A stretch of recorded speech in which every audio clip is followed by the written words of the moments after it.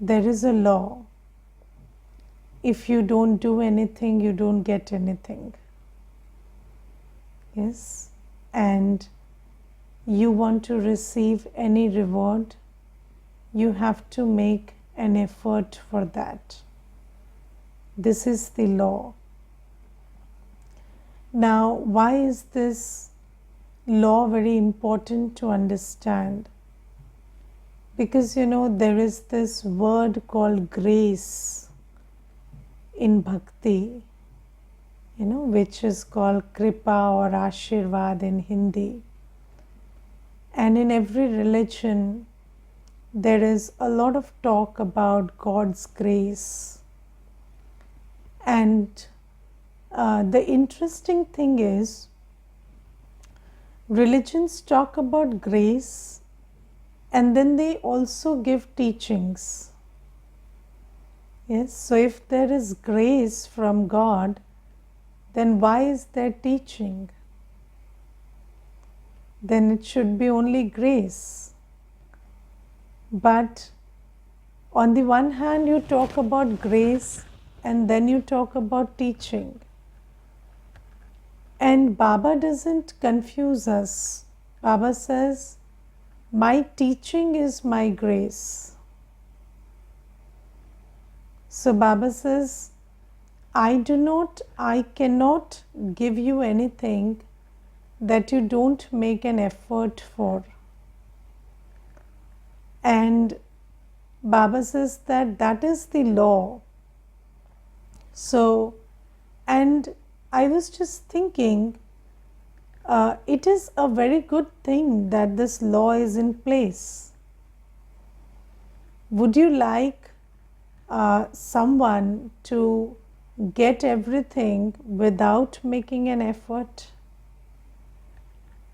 So, would that be a good idea? So, there was this, there is this question I used to always ask in the course some years back, that you are a very hard-working person and your neighbor is, he doesn't do anything, he is not somebody who's just good karma, but he is into a lot of bhakti and he keeps praying to God. Now, when he keeps praying to God, so God gives everything to him and nothing to you, because he prays and he receives his grace, and you work and you receive nothing. So that's a good idea. So then everybody said, no, that's not a good idea. So if you ask yourself, it's a very good law that you receive whatever you work for. You receive what you deserve. And Baba says, this is why effort and reward are connected. I cannot give you a reward until and unless you make an effort for it. And on the one hand, Baba says that, this is the law and you have to make an effort for a reward.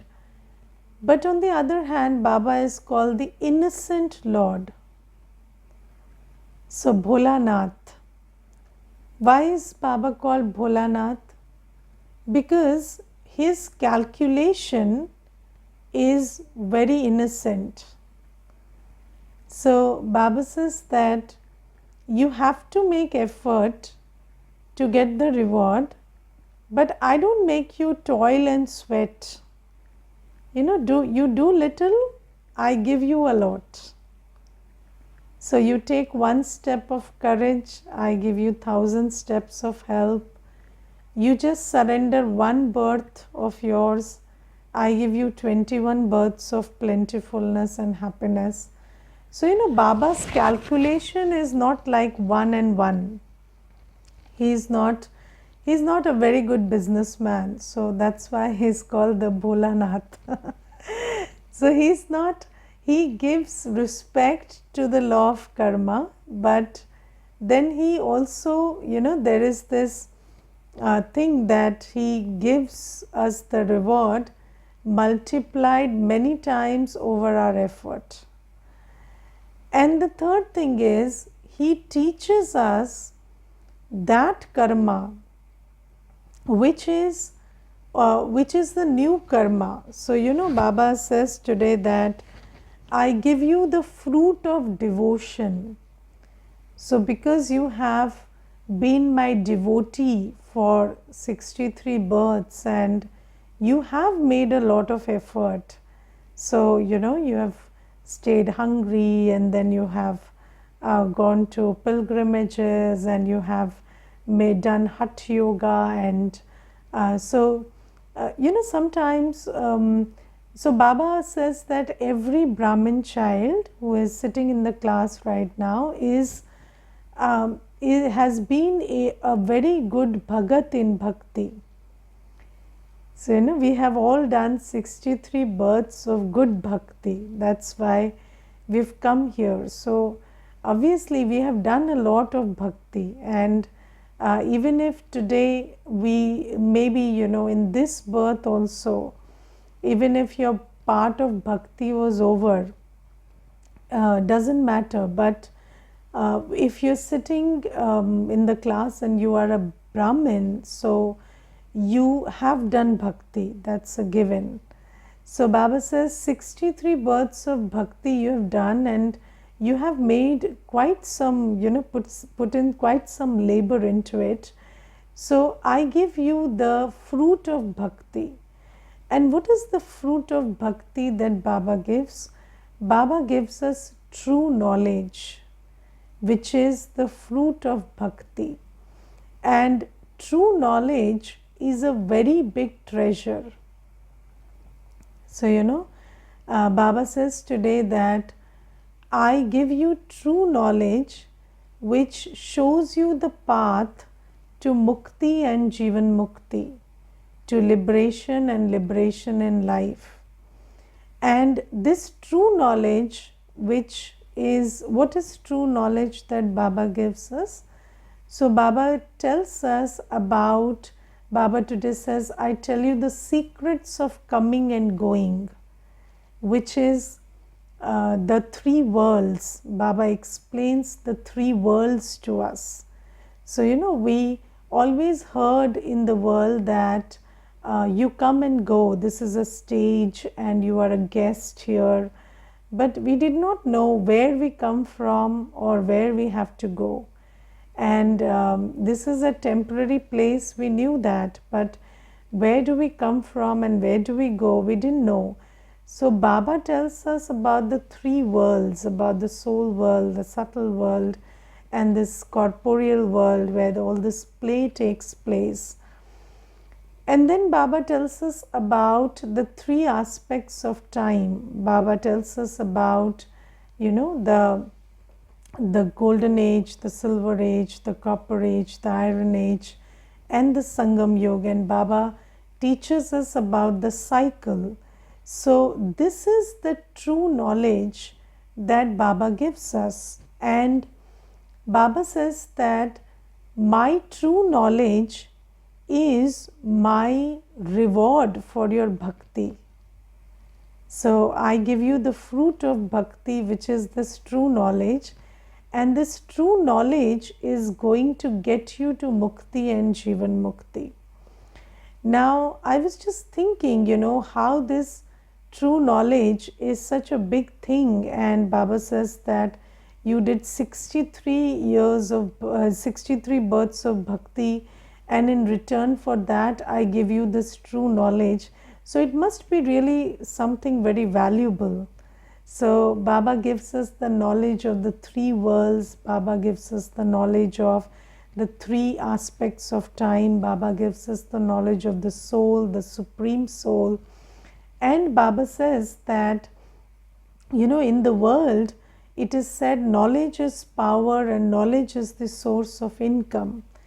And Baba says that when I give you this knowledge, then you are able to earn unlimited income. So Baba says in the world there are fathers, teachers and sadgurus.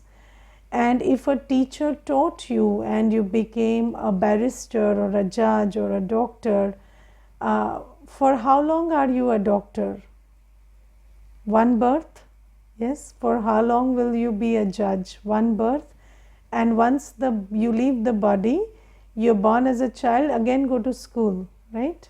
Again nursery ka admission. So you have to again go to nursery. So that's how limited the attainment of that knowledge is, because you see, that knowledge gives you some skill, gives you some know-how, which you forget when you leave the body and take another birth.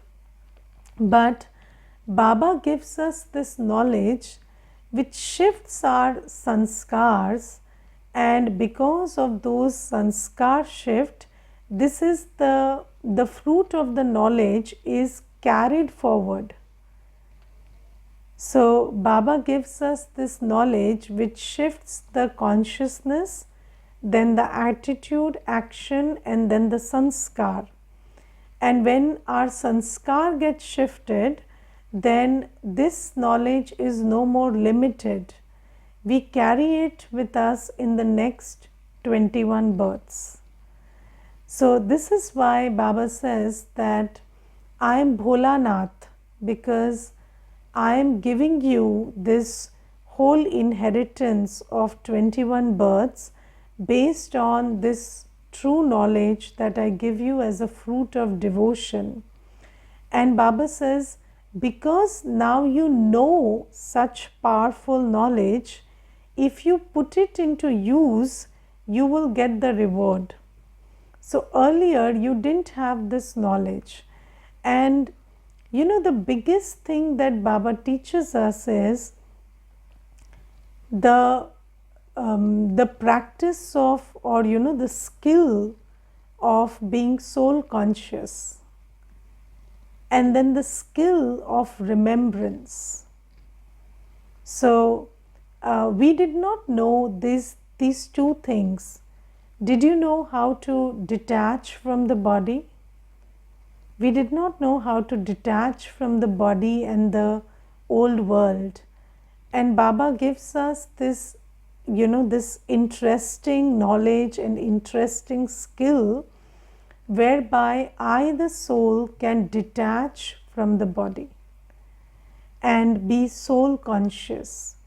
This is the first big thing that Baba teaches us. And then there is another skill which Baba teaches us, which is you can withdraw your man and buddhi from the old world and remember the Almighty Baba.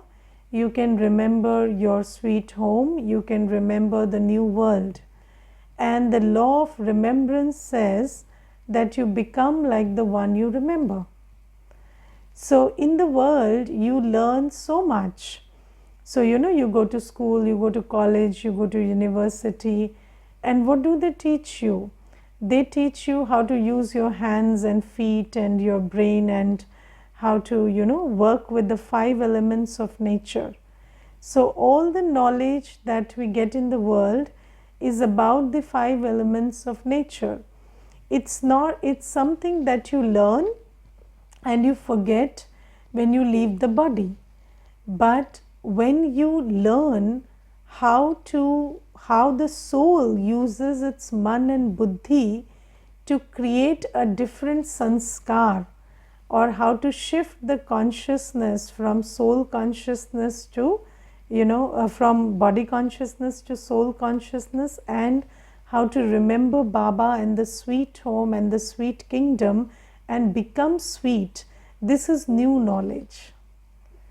Yes, so the knowledge of the art of remembrance and the knowledge of being soul conscious is very new knowledge that Baba teaches us. And Baba says that the only method to be pure is through remembrance of Baba. So you can only be pure by remembering the ocean of purity. So, and when you become pure, you deserve a pure world.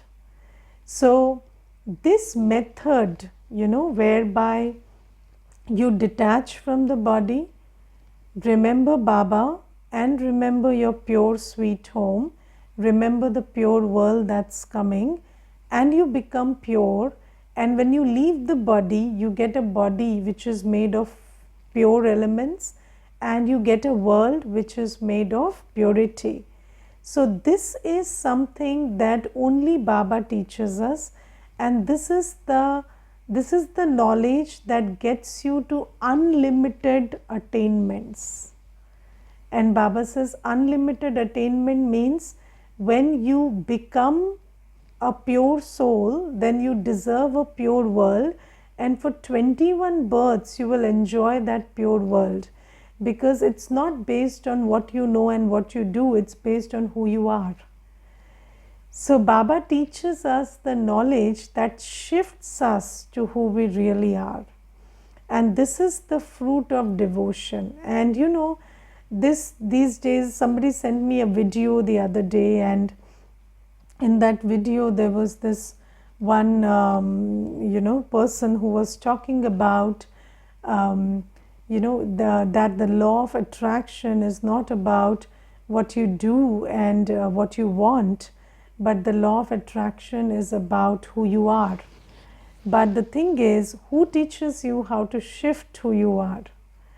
So Baba says that even in the world people have discovered that reality shift can only happen when you shift the state of who you are, but the only one who teaches us how to shift that state is Baba. That's why Baba says that I am the innocent Lord, and I am giving you this powerful method which is very quick. So Baba says that this method is like you use it for one birth and you get the reward for 21 births. But Baba says, and this is the fruit that I give you, and only when you use this knowledge, only when you hold my hand will you go across, only when you follow my directions about remembrance, about being pure. And Baba also underlines today the importance of being detached, nashto moha. So do you understand that you cannot row the boat and take it across when it is tied to the shore? So Baba says that you must make this journey, this voyage, this pilgrimage of remembrance, which is very important, but you must also ensure that your man and buddhi are lifted from the old world. Because if you are not nashto moha, then you are like that foolish boat rider who is riding the boat but has not taken the rope, detached the rope from the shore. So Baba says that don't make that mistake. But of course, if you don't do anything, you don't get anything. But Baba gives us such powerful knowledge that you do little and you will get the reward for 21 births. But if you don't do that much also, then how can Baba help you? Yes, so Baba says, I do not breach the law, but I am still the innocent Lord. I give you the method through which you make very little effort and get a lot. So this is something that Baba is saying today. And then Baba today says that I also have prescribed this for you, that one birth you totally surrender to me, and I will make you the king of kings. I will make you a ruler in Satyug and Treta Yug for 21 births. But Baba says, if you don't obey me, if you don't do as I say, then you will end up being a ordinary person in Satyug and Treta Yug for 21 births. You will end up being a praja. So this is something that Baba specifies. And then today Baba says that we are at war. So Baba says that I have put you in the battle, on the battlefield, and now you are at war, and Do you understand you are on a battlefield? And what do you do to get killed on a battlefield? So, how does a person get killed on a battlefield? If you're not alert and attentive.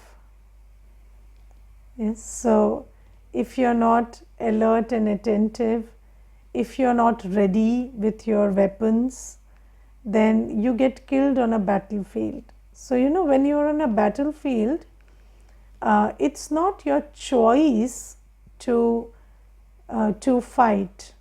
You have to fight. Yes, so you don't choose to fight. You have to fight because you're on a battlefield. And the thing is, these days also people think meditation is a choice. People think, following Srimad is a choice or remembering Baba is a choice. It's not a choice. You have to. You have to remember Baba. You have to follow Srimad. Otherwise, you get killed on the battlefield with Maya. You are at war with Maya. And Baba says that just like, in the Gita, there is this whole episode where they show that Arjun is not ready to fight, and then God inspires him to fight. But Baba says that it's the same thing, it's that is shown in the form of a story, but the reality is happening right now. So you think that, Maya is your friend, and you don't choose to fight Maya. You are giving into lust, anger, ego, attachment, greed, but those are weapons of Maya, and Maya is cheating you big time. So now you have to wage a war against Maya. And Baba says that when you wage a war against Maya, then what is your weapon? Your weapon is yoga power. Your weapon is your remembrance of Baba. And do you take care to be ready with your weapons on this battlefield? Because if you don't have enough yoga power, then you cannot discern Maya, you cannot win over Maya. So we have to be alert, attentive, and ready all the time. So Baba says power of purity, power of following Srimad, and power of remembering Baba. And this is the biggest weapon that Baba gives us to win over Maya. And are we winning over Maya? And do you know that there are times when even the ones who are at war take some rest, so they go to sleep or something, and they use that time also to practice. So when you are at war, you use your time of rest to practice your weapons, to sharpen your weapons. And Baba says this is why here also you are directed to not sleep, not sleep as much as you want to sleep, but get up early in the morning and practice developing yoga power. Because if you don't have enough yoga power, how do you deal with Maya all day? And Baba says Maya comes in two forms in this time: Karm Bandhan and Vikaro ka Bandhan. So the bondage of vices and the bondage of karma done under the influence of vices.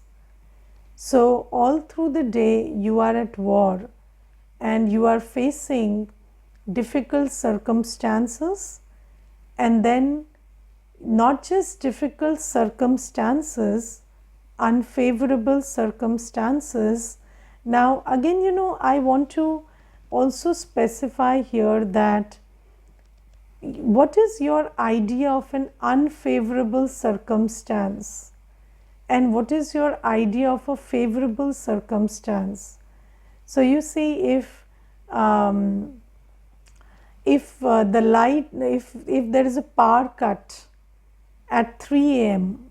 and it's summer and it's scorching heat and it's very hot and humid and you can't sleep and it's 3 a.m., is that an unfavorable circumstance or a favorable circumstance? That's a favorable circumstance because you get up and meditate. You get up and remember Baba. So, when you are a knowledgeful soul, then even your idea of what is a favorable circumstance and what is an unfavorable circumstance starts shifting. So, there was this one Mata and she had come to the center and she was crying badly. She was crying and she told me that I never conceived and the doctor says I can't be a mother and I have been married for 13 years now and everybody in the family tells me that maybe I'm a misfit woman or I'm not a proper woman. That's why, I'm not able to give birth to a child. And she was crying because of that. And then I told her, you know what, if you just listen to me, I will tell you that you are the most fortunate child because you don't have karmic accounts and you don't have karma bandhan and you can belong to God and you can do what He says because you're not tied by the bondage of karma. And then she just kept quiet and stared at me and she said, nobody ever told me something like this. And then I said, no, that's what we understand in Gyan, that if you have less karmic accounts in the form of relationship, that's a good thing, because in every relationship you need to invest time and energy and everything. So you can use that time in Sangam Yug to create your Satyugi fortune. So if you look at it from my angle, then according to Gyan, you are a very fortunate soul. So then she left the center very happy because because when you are a knowledgeful soul, then what is a karam bandhan and what is not a karam bandhan is also very different for you. So let's say you are in a position where you're forced to belong to Baba. So, you maybe, you are 13, 14 years old and your parents abandon you and then somehow you come to Baba and then you start living in the center and your circumstances forced you to live in the center. But is that Karam Bandhan? Were those circumstances unfavorable? They were very favorable for you. That's why you ended up in the center at a young age and you never created those sanskars of impurity in the old world. And that's a very good karmic account. So Baba says, that when you are a knowledgeful soul, then you don't say that circumstances are unfavorable when they don't allow you to be lustful and lazy and angry and egoistic, when somebody doesn't feed your ego or somebody is not attached to you or somebody is not allowing you to be lazy or your circumstances are not allowing you to sleep 12 hours a day. That's not difficult circumstance, that's good circumstance. So if your circumstances are stopping you from being vicious and you are in a position where you can't get angry, that's a very good place to be in. Or you are with someone who doesn't allow you to sleep after Amrit Vela, that's a very good karmic account. So that's not a bad karmic account. So in fact, if you have a circumstance where you can sleep at Amrit Vela, that's a very bad karmic account. So, but when there is this hindrance to being pure, when there is this hindrance to sit in Amrit Vela, when there is this hindrance of, when there is this hindrance where you can't, where you're expected to shout and scream, you are in a position where you have to, or Karam Bandhan, you are into a business which is very vicious, maybe you are selling alcohol or meat or whatever, that's a Karam Bandhan. So Baba says that these are Karam Bandhan, something that doesn't allow you to follow Shrimat. And then there is another set of bandhan that you have, which is the Vikaron ka bandhan, or the bondage of vices. And you see that that's a bigger bandhan, because you have sanskars that are vicious, and those sanskars don't allow you to choose to be pure and choose to remember Baba and choose to be, with one Baba.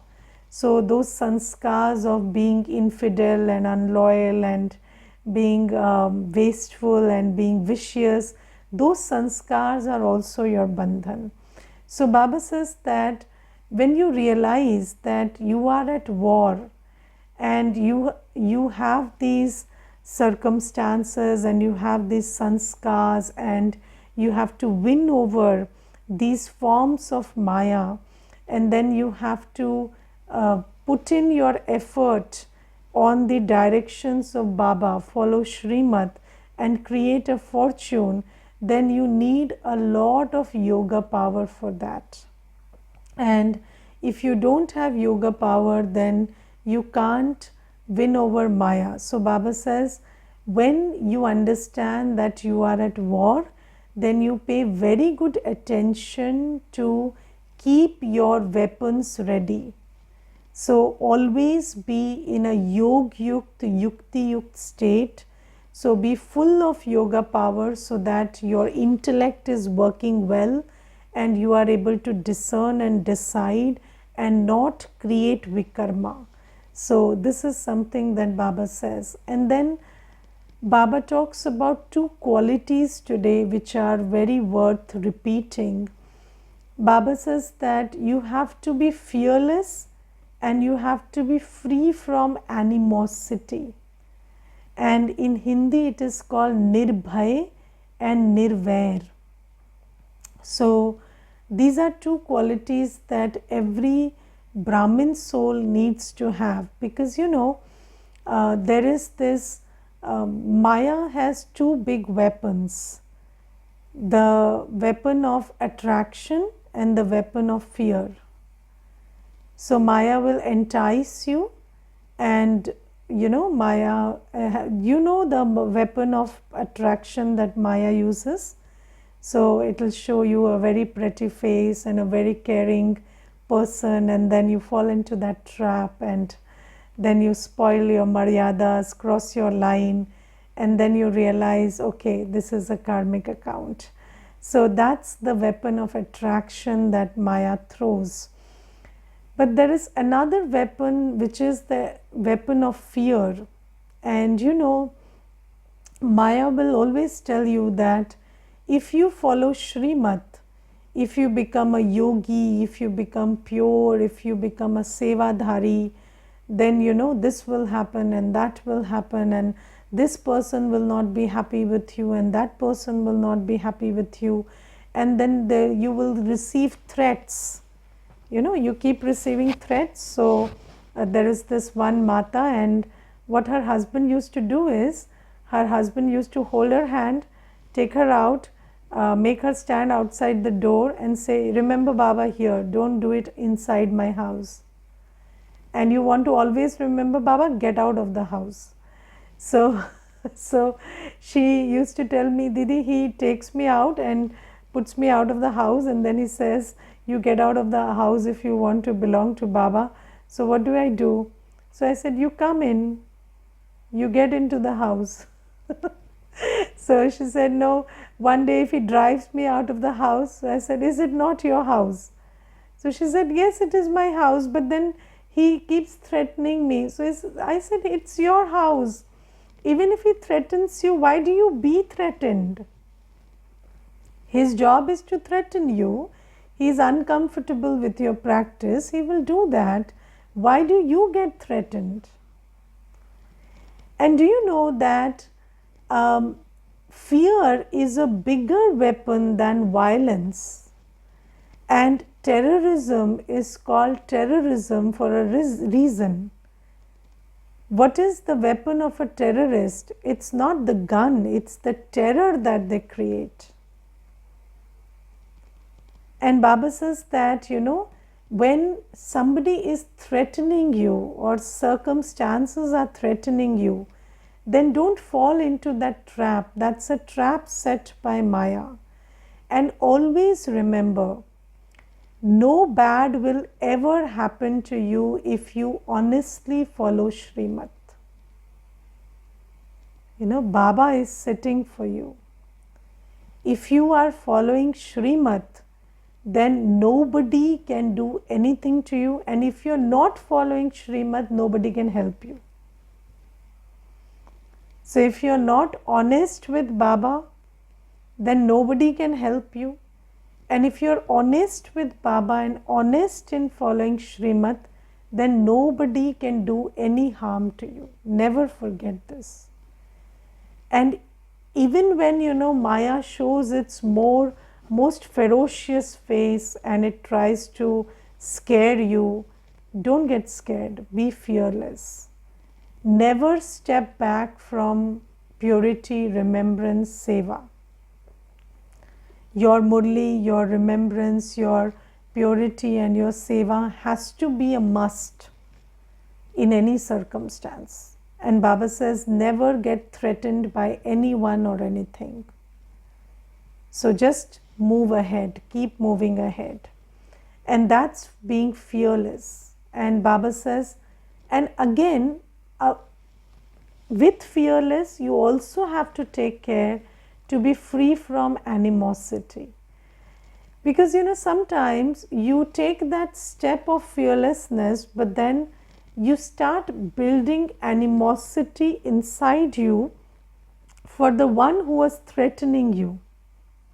So you start having ill thoughts about them, ill feelings about them.